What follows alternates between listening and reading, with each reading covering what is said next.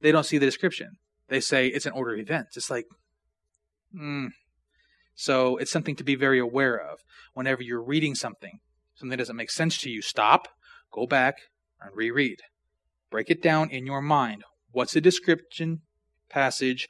Let's see, how does Dr. Craig phrases it? He says, there's a difference between prescription and description. Okay?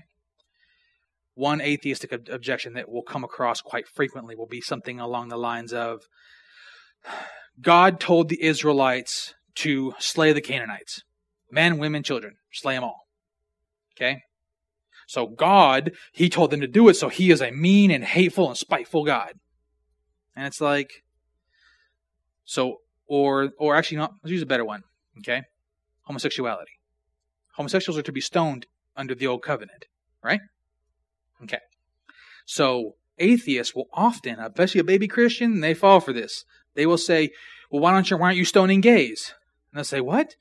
The Bible says to stone gays. You should be stoning them, killing them, murdering them. And they're like, and they get confused and discombobulated. And it's like, now any seasoned Christian would be like, I'm not a Jew. That was given to the Jews. I'm under the new covenant. I'm not ordered to do so. Okay? But where people have a hard time is that it's because they've never encountered that kind of a conversation before. So they get a little bit, they like, well, how do I say to this? Because the Bible does say that, and I don't know what to do. I don't think I should do that. The Bible says to, and then they start doubting themselves. And baby Christians, like, if you know one, keep them close. Teach them, edify them, because the gentleman where I got this objection from, it was a lady who had posted the question online because her husband had been a Christian for about 11 months and he apostatized because of this one problem. He could not rationalize it. And I explained it in about 5 minutes. It's not hard, but you have to get out there. You have to learn. You can't just say, okay, I read my verse for the day. I've gone to church on Sunday. I'm a good Christian. I'm going to heaven. And you might. But you could also be used to guide somebody back towards God who's starting to drift. We're called to be salt and light. And if we're going to do that, it's something we should take very, very seriously. If you have the opportunity to affect somebody's life, take it. Don't hesitate. Don't worry about what they're going to think about you or anything else, because it doesn't matter. If, as a child of God, we can even just help guide one soul towards God, our life would have been worth living. That's it. Okay? You have to have kid gloves, because you got to remember, even if somebody gives their life to God, they are infantile when it comes to Him. You have to use kid gloves, and you can't force, you can't push. Sometimes it's a waiting game. You will make a comment. Oh, God bless me today. You guys don't even know. And leave it alone. Just put it out there. Just speak it into existence. When you give God glory and you speak that praise to God in existence, something just so small, it registers. If nothing else, they know where you stand. They know you believe in God. Well, you have to balance that. You have to gauge the person. Some people will respond to that. But you have to take, almost like a fight, small jabs. So you don't have to do a haymaker and knock them out, You just, little doot, God, doot, God, God, God, God. You're not overly, you're on somewhat of a time frame. We don't know the time frame, but we're on somewhat of a time frame. But if God's going to use you to touch that person, He knows the time frame. Don't worry about it. Do your best. Small little things here, small little things there. And if they're going to respond, you'll know. And that's where being in our Word daily will increase our discernment. A Christian having discernment is the most key fundamental thing we can have. It's what will allow God's Spirit to nudge our spirit to make an effort towards somebody else's. And all you're trying to do is just enough to get them to about face and at least look in this direction, the direction you're standing. If you can just get that much, you can just be, God can use you. They might ask a question. And all it takes is one question. And if you can give one satisfactory answer, they might ask more. But how do you get those answers? Well, reading your word for one, sitting under somebody who can go deeper into the bigger pieces of meat. Okay? That's one of the functions that I perform here. My job here is to take these things and give you warning signs. Like this, if someone brings this up, now you have an answer for it. That's one more thing you can give an answer for. After a year of this, you'll have 365 more answers. Well, no. What? How many weeks are in a year? 52 more answers. Well, maybe I'll cover multiple in a night. You know? I'm about to give you another one right here. Let's go into that. Genesis 2, verse 18. Then the Lord God said, "It is not good for man to be alone. I will make him a helper suitable for him." Okay? Pretty simple. I'm going to make him a helper. Now, verse 19 picks up and says, "Out of the ground the Lord formed every beast of the field." Wait, didn't he do that before he made man? And here's another quote-unquote contradiction. It says, so here you have man, he's going to make a helper for him, and then it says he made animals. So atheists will use this in two different ways. One, they'll say the animals came after man. Bible's wrong. Secondly, they'll say, why did God make animals? Doesn't God know that his man is not compatible with an animal? And here you have to be like, let's keep reading it. Yes, it is lost in translation. No. Well, not my version, I'm not sure, but what version do you use? English Standard Version? I use a study Bible. NASB study Bible, though, by Pastor John MacArthur. English Standard is, well, I'd have to actually read it. How close is what I'm saying to what you're saying? It's similar, but A little more English? Or more commonly worded? yes. Okay. And that's pretty much, that would be a word-for-word translation, but they will change the word that's used. Not to be the most accurate word, but to be the most understood word.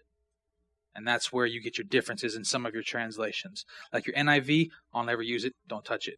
If you want to use it, knock yourself out. I have no objections. It's fine.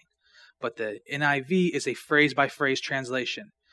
I have an app that gives me, it's an interlinear translation. It gives me the original Greek, the original Hebrew, and I can put a side-by-side King James and American Standard Version, 1902, and ASV.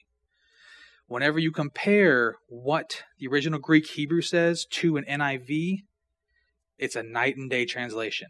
Because they're taking, he went forth. Okay? Like, he showed up one day when people weren't expecting him. It's not that it isn't saying the same thing, but it's not saying what it says. I mean, does that make sense? I won't use it because of that. There are many translations out there that are, it's what's called a phrase-by-phrase translation. They'll say, it says basically the same thing, but it's using very different words. And when I do, like, you can't do a word study on an NIV accurately. Because the word that is used, they're using there, the entire phrase has been changed to be it's watered down. It's not what was actually written. As far as the most accurate word for word is the NASB, which reads very much like a King James, only it was translated with over 14,000 manuscripts. Whereas the King James was only used the RT, which is about, I think, 3,000 manuscripts. And that's fine. If you like the Elizabethan, use it. If you don't, that's fine. Honestly, it's the hithers, withers, and thithers that people get mixed up with. And it doesn't always jive because we don't speak that way. But, it's hard for me to really say because I have no problem reading it. I can read it and I can tell you what every word means in there without hesitation.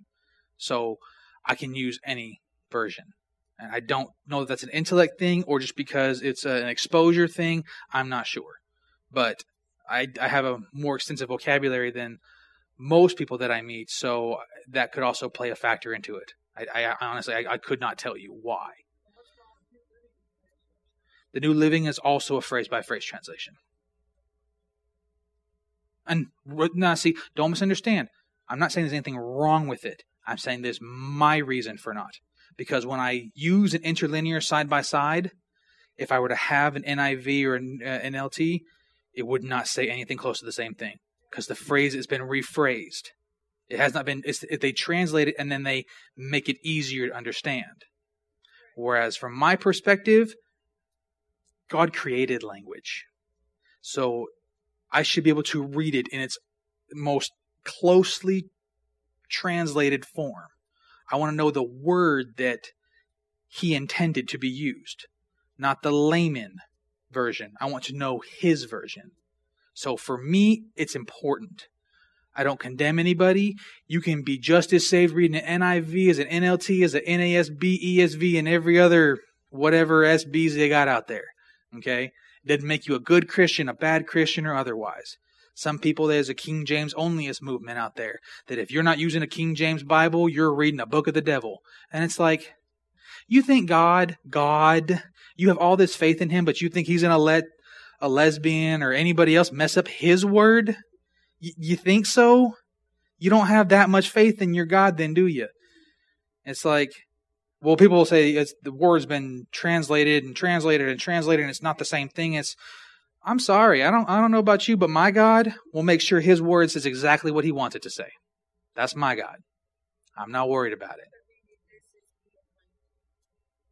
it. It can be for some. Most atheists, whenever they find quote-unquote contradictions, they use the King James. Yeah. At least the ones I've encountered. I say, I like the King James just fine. It's a word for word. It's not a phrase for phrase. It reads almost exactly like mine, like the NASB. But the NASB they use more manuscripts for the translation. It's a little more accurate.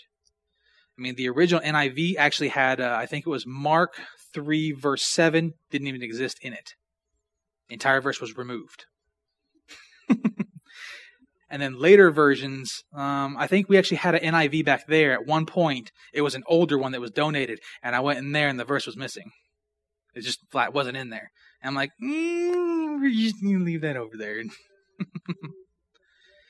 And then it was added later to the newer, I think 91 or 98 newer published NIVs. They incorporated the verse back in there. But the original NIV it was missing, I think it was Mark 7 or Mark's, because they could not find it in the original manuscript. We're not entirely sure. It's a matter of we don't have the original autographs. That's what we call them. The original autographs we don't have. The ones actually penned by the author. What we have are the copies of those. And I believe I think our earliest copies is in 70 AD. Is our earliest manuscript. 70, 79 AD? Too many. I'm not good with years. 79 AD. I believe that's our earliest manuscript that we have. No, it's not. I'm sorry. I'm thinking of something else. Okay, back on topic. And all these questions you guys have, if you guys want, write them down so I can actually get through the teaching. At the end, we'll sit here and I'll stay an hour to answer y'all's questions. I have no problem with that. Until you guys are satisfied and want to go home, I will stay here until you guys are happy. Okay? Well, we'll try to speed this up along a little quick. Okay, so we're back at Genesis 2:18. He says, I'll make a helper for him. Then picks up at verse 19, 2:19.